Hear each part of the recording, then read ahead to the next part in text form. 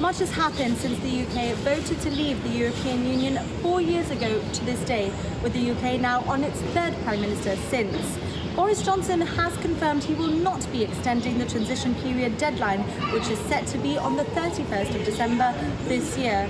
All this while COVID-19 is creating a global economic crisis, which Brexit will now compound.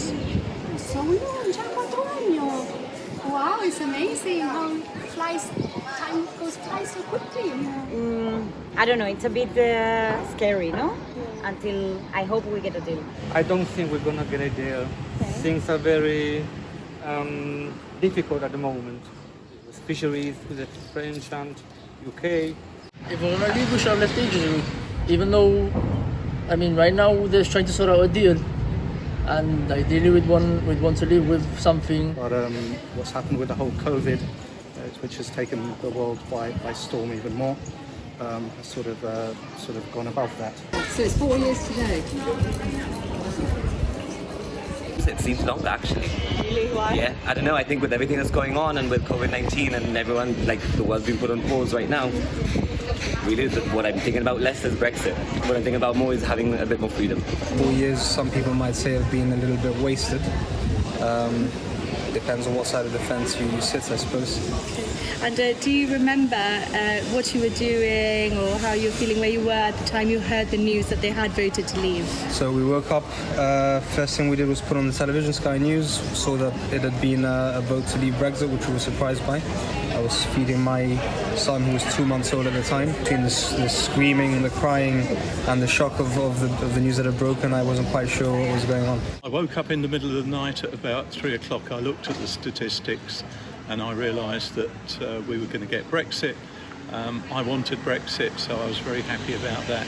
And I went to bed and I got up the next day and had a good breakfast and celebrated. I remember because it was like one of the first times I'd voted, actually, if not the first, actually. So it was quite a big moment. And I remember just looking at when it was like coming through in the UK bit by bit, and just kind of how alarming it was that. Organizing a big concert, and it was the day of the referendum. And well, people were quite shocked basically after that. I was at work, we were speaking about it the day before, thinking, no, it's not going to happen. My friend said I'd even put money on it, the fact that it's going to go the other way, it'll be a quick, making money quickly.